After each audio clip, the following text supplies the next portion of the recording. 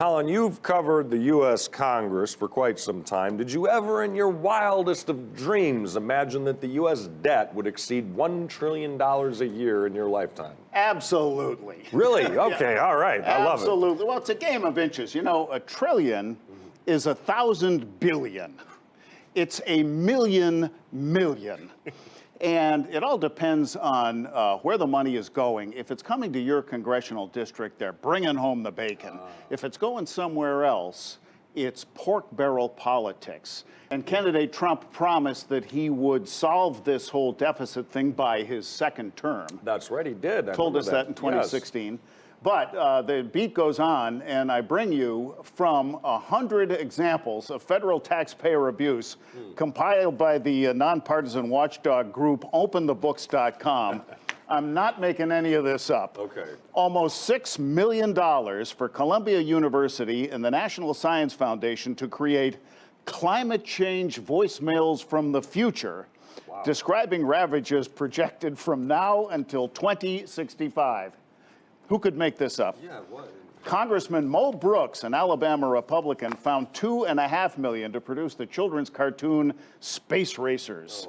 Across the aisle and across the state, Democratic Rep. Terry Sewell directed $183,750 to produce virtual reality to teach children in China how to cross the street.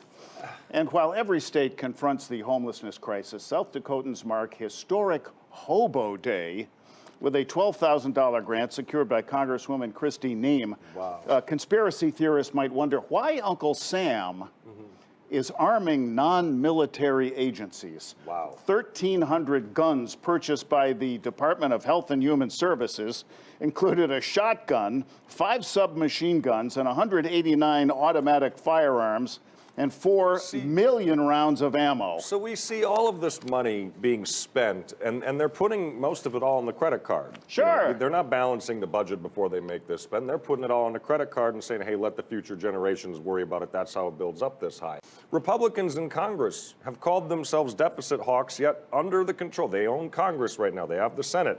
They have the White House. The debt has grown substantially. I think it started at 19, now it's up over like 21 trillion altogether.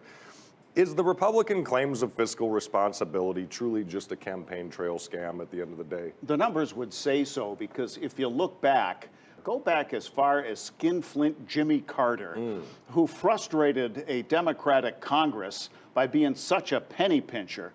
Then the Gipper gets in and figures, let the good times roll. These deficits don't matter. We happen to be in an up economy now.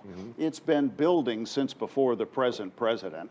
And the Fed is just about to zero now. Yes. So take tech out of the Dow, and you got a panic on your hands. You do. You truly do. Because, I mean, they keep saying, oh, we're creating all these jobs, but at the end of the day, the jobs they're creating aren't high-wage jobs. Most, you know, there's a lot of employed people, but most employed people are working 2 jobs at a time. You know, we have a lot of problems in this country, and it frightens me when I see numbers that size, because how are you ever going to balance $1 trillion? You got to start by making a lot of cuts. I would say Defense Department #1 of how much money we waste in there. Sure. Kick the can. It's human nature. Yeah. You know, let somebody else do it. Donald Trump was quoted a couple of years ago as saying that when the chickens come home to roost, I won't be here. Ooh. And that's human nature. They all do it. But you get reelected by bringing home the bacon.